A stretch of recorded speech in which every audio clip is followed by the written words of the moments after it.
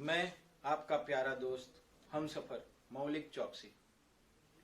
प्रणाम, नमस्कार, आदाब, सत श्री अकाल, जय जिनेन्द्र, जय स्वामीनारायण, जय श्री कृष्ण।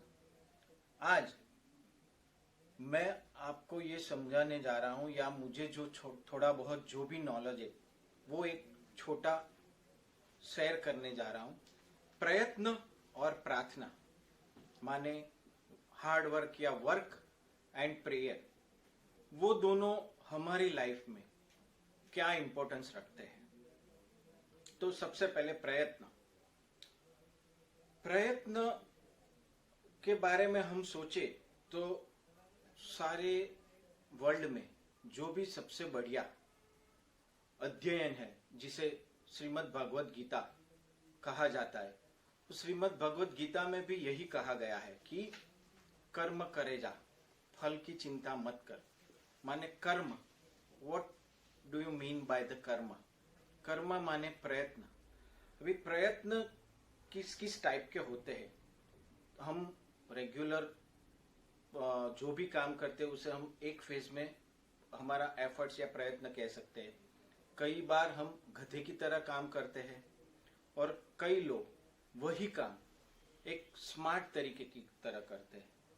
सो वो सब चीज एक फॉर्मेट में हमारा एफर्ट यानी प्रयत्न है। हमें हमारी लाइफ के जो भी विशेष है उसके लिए प्रयत्न करना चाहिए। अगर मैं यहाँ खड़ा रहूं और मैं सोचूं कि मैं ये वीडियो बना रहा हूं जानकारी के लिए और कुछ भी नहीं बोलूं, तो आप लोग कैसे समझ पाओगे कि मैं क्या बोलने वाला हूं? उसी हिसाब से हमें हमारा जो भी एफर्ट्स है वो बहुत बढ़िया सा 100% प्रेजेंट में रह के देना चाहिए। प्रयत्न जब हम करते हैं और हमारा अच्छा मैक्सिमम बेस्ट रिजल्ट 100% अपना पैशन के साथ देते हैं, तो क्या उसका बेनिफिट होता है? सबसे पहले उसके प्रयत्न करने से हमारा मनोबल, हमारी कार्य दक्षता बढ़ती है और स्वाभाविक तरीके से हमारा इनर पावर इतना डेवलप होता है कि जिससे हम छोटी मोटी मुश्किलियों को ऐसे ही उसका सामना कर सकते हैं। जब हम प्रयत्न करते हैं तो हम लोगों ने कभी कभी सोचा है या देखा भी है कि बहुत प्रयत्न करने के बाद भी हमें जो चाहिए था वो हासिल नहीं हुआ। तो ऐसा क्यों होता है? तो कर्म का सिद्धांत एक अलग तरीके से काम करता है। सो अगेन भगवत गीता में यही कहा गया है कि तू कर्म किए जा, फल की चिंता मत कर। सो उस टाइम पे हमें उसका रिजल्ट क्या आया वो जितना हो सके उतना जल्दी उसका एक्सेप्टेंस, उसका स्वीकार कर लेना चाहिए। परिस्थिति संजोग का तुरंत स्वीकार कर देना चाहिए और वो परमात्मा के हवाले उसको छोड़ देना चाहिए और अपना प्रयत्न उसके आगे भी चालू रखना चाहिए। ऐसा भी कह सकते हैं कि प्रार्थना, जैसे प्रयत्न है और प्रार्थना किसे कहा जाता है?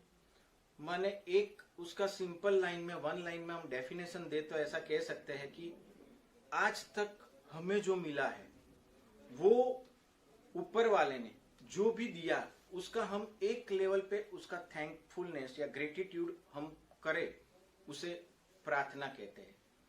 या ऊपर वाले डिवाइन के साथ वननेस होना, उसे प्रार्थना कहते हैं। प्रार्थना हमें क्यों करनी चाहिए?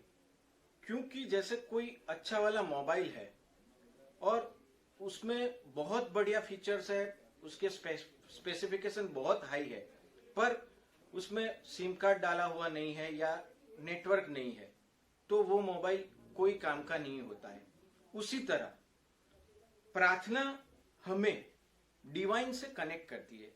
हमारा और डिवाइन का इंटर कनेक्शन का जो ब्रिज है उसे प्रेयर या प्रार्थना कहा जाता है। जब तक ये छोटी चीज हम नहीं समझ पाएंगे तो हम डिवाइन से कनेक्ट नहीं हो पाएंगे। माने हम हमारा इनर वर्ल्ड या हमारी अंतरात्मा को जान नहीं पाएंगे। सो प्रार्थना और प्रयत्न मनुष्य के बाय डिफॉल्ट दोनों किसी रथ के पहिए है। अगर हम जिंदगी से उसका नापतोल किए या उसको बैलेंस या उसके साथ को रिलेट करें तो प्रार्थना और प्रयत्न एक जिंदगी है उसके दो रथ है।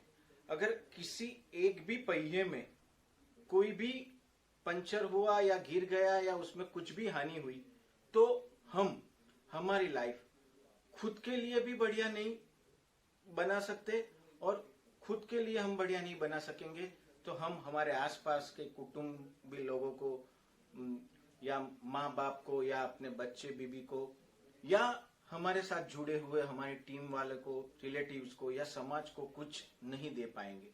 सो प्रयत्न और प्रार्थना दोनों हमारे जीवन के इनबिल्ट या बहुत बहुत अनिवार्य चीज है। सो हमें प्रयत्न के साथ, प्रार्थना के साथ लगे रहना चाहिए, और जो भी होता है वो प्रभु के हवाले या ऊपर वाले के साथ उसको समर्पित करके छोड़ देना चाहिए। आपने मेरा ये वीडियो सुना और उसके लिए अगेन मैं आपका धन्यवाद करता हूँ। नमस्कार, प्रणाम, जय श्री कृष्ण।